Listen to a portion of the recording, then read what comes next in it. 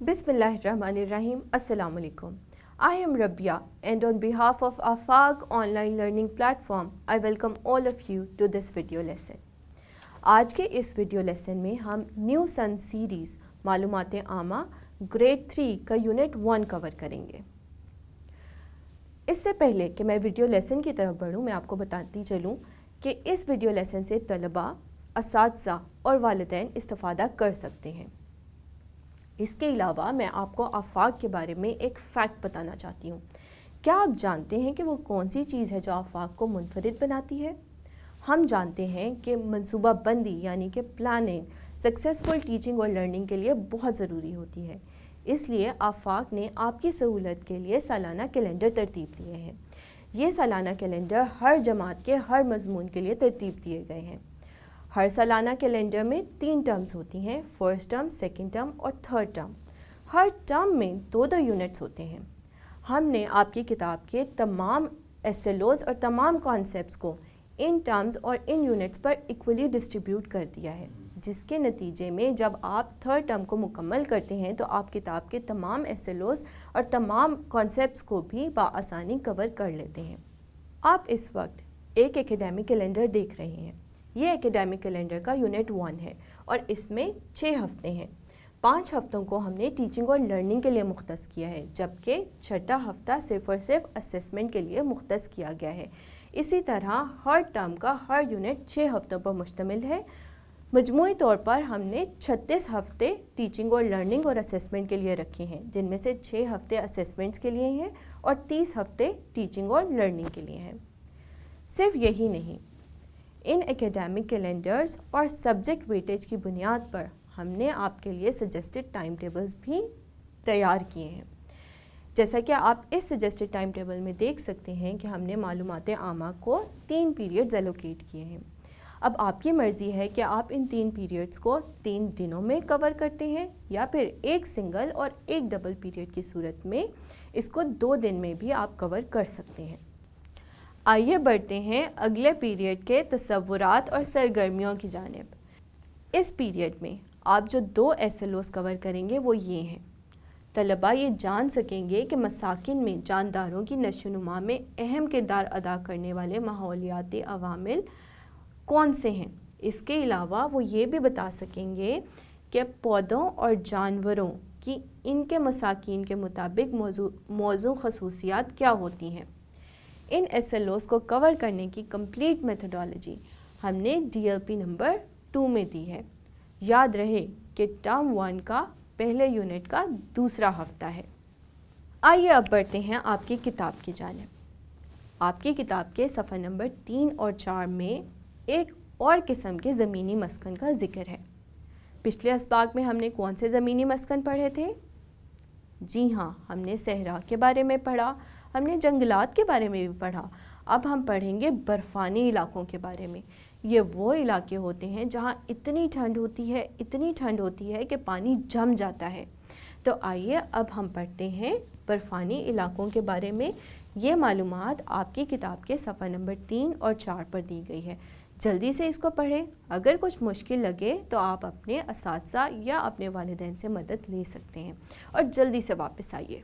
मुझे उम्मीद है कि आपने बर्फ़ानी इलाकों के बारे में बहुत सी मालूमात हासिल की होंगी आज। तो अब मैं आपसे पूछना चाहती हूँ कि क्या आपने इन जानवरों को कभी देखा है? क्या आप जानते हैं ये कौन से जानवर हैं? ये क्या है? जी बिल्कुल, ये एक बर्फ़ानी रीछ है। और इसका क्या नाम है? जी, इस जानवर को हम पेंगुइन कहते हैं। ये दोनों जानवर बर्फ़ानी इलाकों में रहते हैं। प्यारे बच्चों, हर तरह के मस्कन में रहने वाले जानवरों की कुछ खसूसियात होती हैं जो कि उन्हें इस काबिल बनाते हैं कि वो उस मस्कन में सुकून से रह सकें। तो क्या आप मुझे बता सकते हैं कि बर्फ़ानी रीछ की वो कौन सी खसूसियात हैं जिसकी बिना पर वो बर्फ़ानी इलाकों में आराम से रह लेता है? इस बारे में सोचिए और फिर इसका जवाब अपने असातिज़ा या वालिदैन को दीजिए। आइए बढ़ते हैं अगले पीरियड के तसव्वुरात और सरगर्मियों की जानिब। इस सबक में हम 2 एसएलओस कवर करेंगे। इन दोनों एसएलओस को कवर करने की कंप्लीट मेथडोलॉजी आफाक DLP नंबर 3 में असातिज़ा की रहनुमाई के लिए फराहम कर दी गई है। मैं आपको याद दिलाती चलूँ कि ये टर्म 1 के पहले यूनिट का दूसरा हफ्ता है। प्यारे बच्चों, इस वक्त आप स्क्रीन पर बहुत सारे जानवरों की तस्वीर देख रहे हैं। इन्हें गौर से देखिए और मुझे बताइए कि ये जानवर किस जगह पर रहते हैं। तो आइए हम इनकी तरफ देखते हैं। ये एक मछली है। क्या आप मुझे बता सकते हैं मछली कहाँ रहती है? जी हाँ, मछली पानी में रहती है। इसी तरह ये एक कछुआ है जो कि पानी में रहता है। कछुआ पानी और ज़मीन दोनों पे रह सकता है, लेकिन ज़्यादा वक्त ये पानी में गुजारता है। इसी तरह यहाँ पर दी गई तमाम तस्वीर में जितने भी जानवर हैं, ये सब पानी में रहना पसंद करते हैं। प्यारे बच्चों, आप समझ तो गए होंगे कि आज के इस सबक में अब हम आबी मस्कन की बात करेंगे, यानी उन जगहों की जहाँ पर पानी ही पानी होता है और मुख्तलिफ जानवर और मुख्तलिफ पौधे वहाँ पर पाए जाते हैं। तो आइए आपकी किताब का सफ़ा नंबर 4 खोलते हैं। आपकी किताब के सफ़ा नंबर 4 और सफ़ा नंबर 5 पर आबी मस्कन के बारे में बहुत सी मालूमात दी गई हैं। उसके अलावा कुछ तस्वीर भी आबी मस्कन के हवाले से यहाँ पर दी गई हैं। इनको गौर से देखिए, मालूमात को गौर से पढ़िए। अगर कुछ भी मुश्किल लगे तो अपने वालिदैन या अपने असातिज़ा से मदद लीजिए और इसको पढ़ने के बाद वापस आइए। डियर स्टूडेंट्स, मुझे उम्मीद है कि आपने आबी मस्कन के बारे में पढ़ लिया होगा और आज आपको आबी मस्कन के बारे में बहुत सी नई बातें पता चली होंगी। तो आइए अब मैं आपकी अंडरस्टैंडिंग चेक करती हूँ। जी, तो मुझे बताइए कि पानी में रहने वाले जानवरों की क्या खसूसियात होती हैं? मछली भी तो पानी में ही रहने वाला एक जानवर होता है ना। तो मछली की वो कौन सी खसूसियात हैं जिनकी बिना पर वो पानी में रह सकती है? इस बारे में गौर कीजिए और इसका जवाब अपने असातिज़ा या अपने वालिदैन के साथ शेयर कीजिए। प्यारे बच्चों, आपने अपने सबक में ये सीखा होगा कि पानी में सिर्फ जानवर ही नहीं बल्कि कुछ पौधे भी रहते हैं। क्या आप मुझे ऐसे एक पौधे का नाम बता सकते हैं? जी, कंवल एक ऐसा पौधा है जो कि पानी के अंदर रहता है। आइए मैं आपकी मज़ीद अंडरस्टैंडिंग चेक करती हूँ। तो मुझे बताइए कि कंवल के पौधे की वो कौन सी खसूसियात हैं जिनकी बिना पर वो पानी में रह लेता है? इस बारे में सोचिए और इसका जवाब अपने वालिदैन या अपने असातिज़ा को दीजिए। अब बढ़ते हैं इस पीरियड की आखिरी सरगर्मी की जानिब। ये एक बहुत ही दिलचस्प सरगर्मी है। बच्चों, इस सरगर्मी में आपने मछलियों का मस्कन तैयार करना है। जी बिल्कुल, मछलियों के मस्कन को हम एक्वेरियम भी कहते हैं। तो आपने ये सोचना है कि वो कौन कौन सी चीज़ें हैं जो कि एक एक्वेरियम में यानी मछलियों के मस्कन में होनी चाहिए। उन चीज़ों को जमा कीजिए और उनकी मदद से एक मस्कन बनाइए जिसमें मछलियाँ रह सकें। जी, तो बढ़ते हैं अगले पीरियड के तसव्वुरात और सरगर्मियों की जानिब।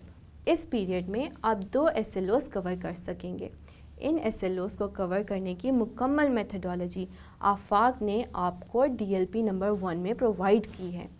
ये DLP नंबर 1 टर्म 1 के पहले यूनिट के तीसरे हफ्ते का हिस्सा है। बच्चों, इस वक्त आप स्क्रीन पर 2 तस्वीर देख सकते हैं। इनको गौर से देखिए और मुझे बताइए कि ये कौन से मसाकिन की तर्जुमानी करते हैं। जी, ये वाली तस्वीर आबी मस्कन को ज़ाहिर कर रही है, जबकि इस तस्वीर में आप एक जंगल देख सकते हैं। जंगल एक ज़मीनी मस्कन है।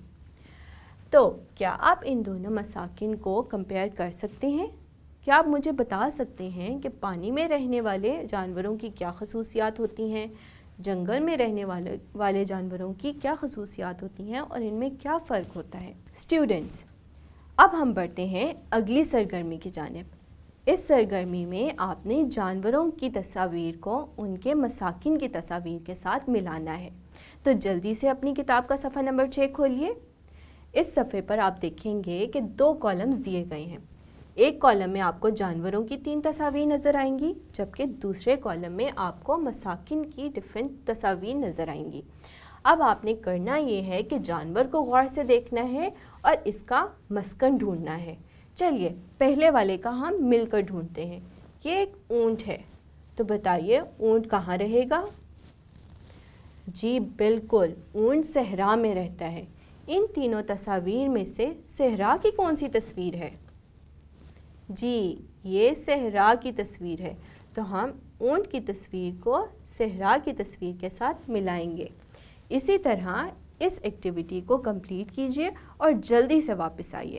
پیارے بچوں، آپ زمینی اور آبی مساکن کے بارے میں بہت کچھ جان چکے ہیں۔ اب ہم ایک ایسی سرگرمی کرتے ہیں جس کے نتیجے میں آپ کے ان تمام کانسیپٹس کی کافی ریویژن ہو جائے گی۔ تو اپنی کتاب کا صفحہ نمبر 8 کھولیے۔ اس پر ایک ایکٹیویٹی دی گئی ہے۔ اس ایکٹیویٹی میں آپ کو 4 مساکن کے نام دیے گئے ہیں۔ ان چاروں مساکین کی دو خصوصیات آپ نے تحریر کرنی ہے، جیسے کہ پہلا مسکن ہے صحرا، دوسرا مسکن ہے جنگلات، تیسرا ہے برفانی علاقے اور چوتھا ہے آبی مسکن۔ اب ان تمام مساکن کی آپ نے دو خصوصیات خالی جگہ میں لکھنی ہے۔ جلدی سے اس سرگرمی کو مکمل کیجیے اور واپس آئیے۔ اب ہم بڑھتے ہیں اس پیریڈ کی آخری سرگرمی کی جانب۔ اس سرگرمی میں آپ نے مختلف مساکن اور ان میں رہنے والے جانوروں اور پودوں کی تصویریں اکٹھی کرنی ہیں۔ ان تصاویر پر مشتمل ایک چھوٹا سا کتابچہ بنائیے اور اپنے ہم جماعت ساتھیوں کو دکھائیے۔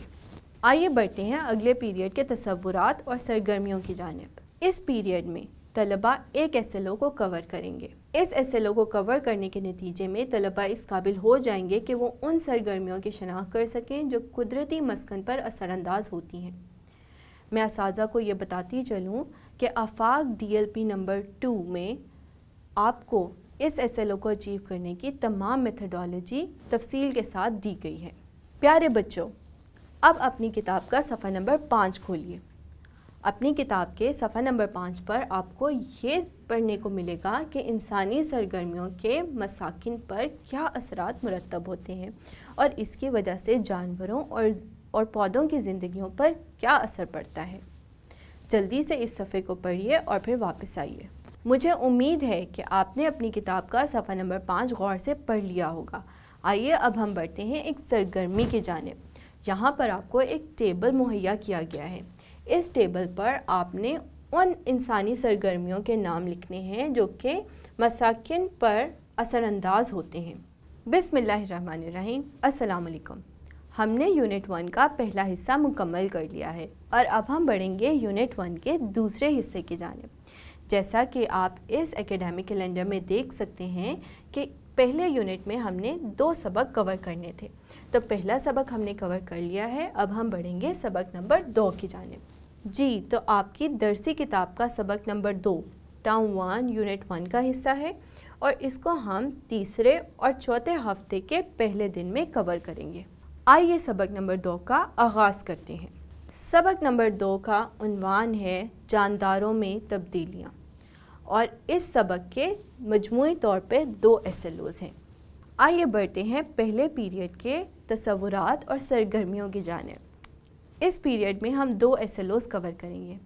ان دونوں SLOs کو اچیو کرنے کے نتیجے میں طلباء اس قابل ہو جائیں گے کہ وہ جانداروں اور پودوں کے دورہ حیات کے مختلف مراحل کا تصاویر، مشاہدے اور ویڈیو وغیرہ کی مدد سے موازنہ کر سکیں۔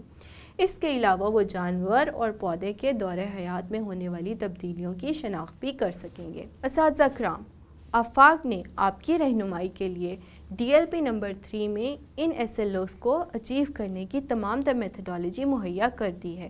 یاد رہے کہ یہ ٹرم 1 کے پہلے یونٹ کا تیسرا ہفتہ ہے۔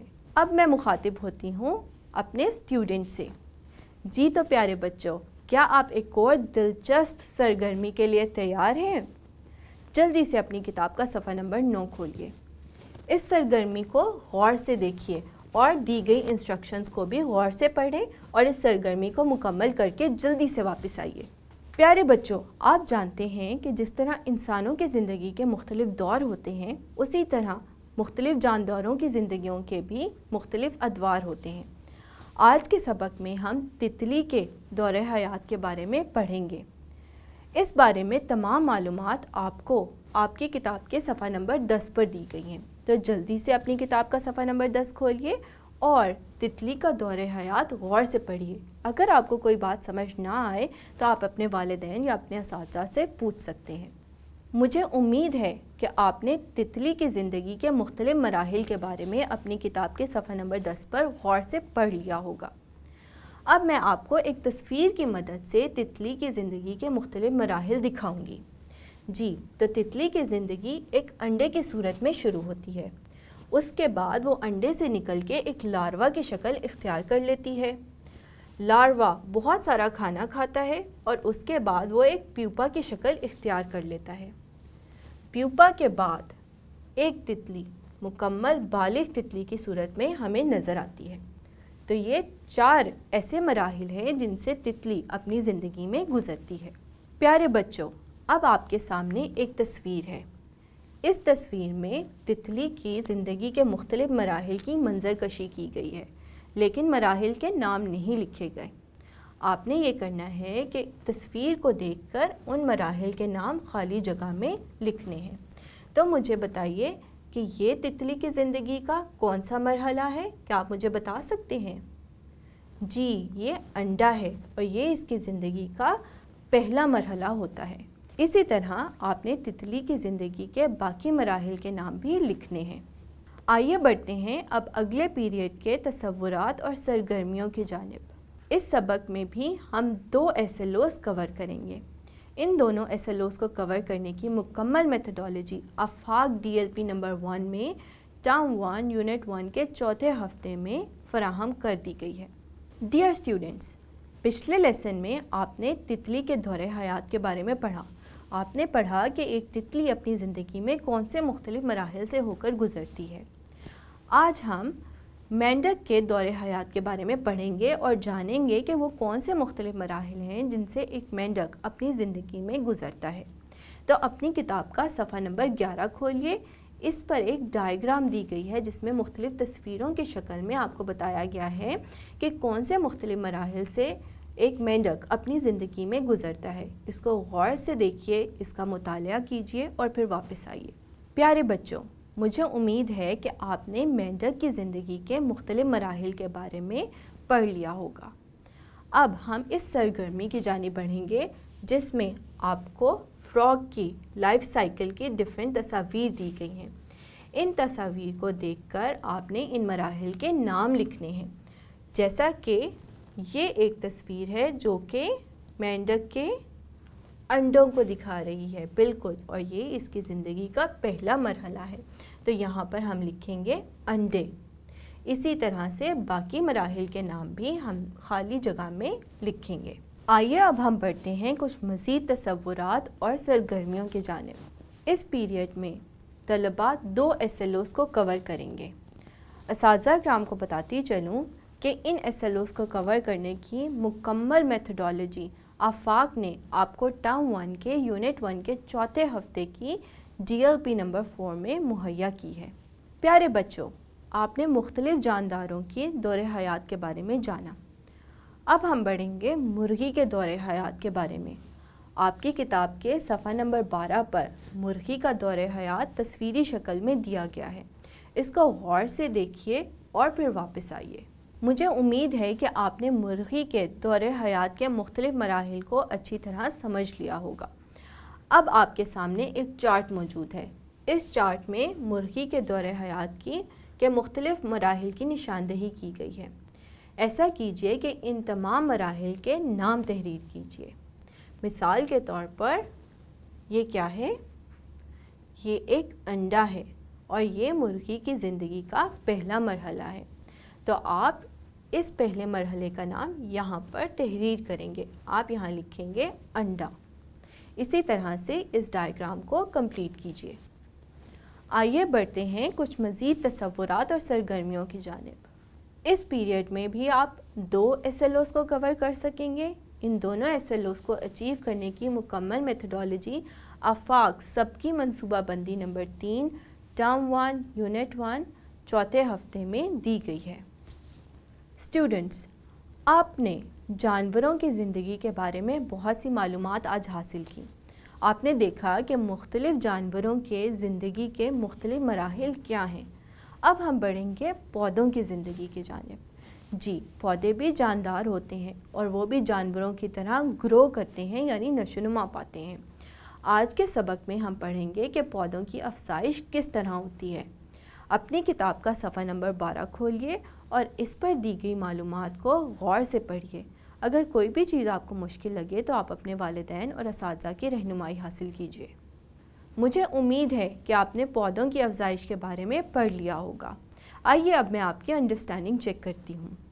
تو مجھے بتائیے کہ قلم کاری سے کیا مراد ہے؟ جی بالکل، قلم کاری ایک ایسا عمل ہے جس کے ذریعے ہم شاخوں کی مدد سے پودے اگا سکتے ہیں۔ آئیے اب ہم اس ڈائیگرام کی طرف دیکھتے ہیں۔ اس ڈائیگرام میں 3 تصاویر دی گئی ہیں۔ یہ 3 تصاویر قلم کاری کے 3 مراحل کو ظاہر کرتی ہیں۔ آپ نے ان تینوں مراحل کے نام یہاں پر تحریر کرنے ہیں۔ تو پہلے مرحلے کا کیا نام ہے، یہ آپ نے یہاں پر تحریر کرنا ہے۔ اسی طرح سے دوسرے اور تیسرے مراحل کے نام بھی آپ خالی جگہ میں تحریر کریں گے۔ تو جلدی سے ان مراحل کے نام لکھیے اور واپس آئیے۔ آئیے بڑھتے ہیں نیکسٹ پیریڈ کے تصورات اور سرگرمیوں کی جانب۔ اس پیریڈ میں بھی ہم 2 SLOs کور کریں گے۔ ان دونوں SLOs کو اچیو کرنے کی مکمل میتھڈالوجی آفاق نے سب کی منصوبہ بندی نمبر 1 میں اساتذہ کی رہنمائی کے لیے فراہم کرتی ہے۔ یاد رہے یہ ٹرم 1 کے پہلے یونٹ کا 5واں ہفتہ ہے۔ پیارے بچوں، اس سبق میں ہم سورج مکھی کے بارے میں پڑھیں گے۔ کیا آپ جانتے ہیں سورج مکھی کیا ہے؟ جی، سورج مکھی یلو کلر کا یعنی کہ پیلے رنگ کا ایک خوبصورت پھول ہوتا ہے۔ آپ نے یہ پھول جگہ جگہ دیکھے ہوں گے۔ تو آج ہم سورج مکھی کے بارے میں پڑھیں گے کہ اس کے پودے کی افزائش کیسے ہوتی ہے۔ آپ کی کتاب کے صفحہ نمبر 13 پر سورج مکھی کے پودے کی افزائش کے مختلف مراحل دیے گئے ہیں۔ ان تصاویر کو غور سے دیکھیے، دی گئی معلومات کو بھی غور سے پڑھیے۔ اگر کوئی چیز آپ کو مشکل لگے تو آپ اپنے والدین یا اپنے اساتذہ کی رہنمائی حاصل کیجیے اور واپس آئیے۔ میں امید کرتی ہوں کہ آپ نے سورج مکھی کی زندگی کے مختلف مراحل کو غور سے پڑھا ہوگا۔ اب ہم بڑھتے ہیں اس ڈائیگرام کی طرف۔ اس ڈائیگرام میں آپ دیکھ سکتے ہیں کہ سورج مکھی کے پودے کی زندگی کے مختلف مراحل کی عکاسی کی گئی ہے تصاویر کی مدد سے، لیکن مراحل کے نام نہیں لکھے گئے۔ تو ان مراحل کے نام آپ نے خالی جگہ میں سوچ سمجھ کر لکھنے ہیں۔ جلدی سے اس ایکٹیویٹی کو کمپلیٹ کیجیے اور پھر واپس آئیے۔ پیارے بچوں، یہاں پر نیو سن سیریز معلومات عامہ گریڈ 3 کے یونٹ 1 کا اختتام ہوتا ہے۔ مجھے امید ہے کہ اس یونٹ میں کور ہونے والے تمام کانسیپٹس آپ کو اچھے سے سمجھ آ گئے ہوں گے۔ اب ضروری ہے کہ آپ 5ویں ہفتے میں ان تمام کانسیپٹس کو ریوائز کریں، کیونکہ 6 ہفتے میں آپ کی استاد آپ کا امتحان لیں گی اور دیکھیں گی کہ آپ نے ان کانسیپٹس کو کس حد تک سمجھا ہے۔ میں آپ سے ملوں گی اگلے یونٹ میں۔ تب تک کے لیے اللہ حافظ۔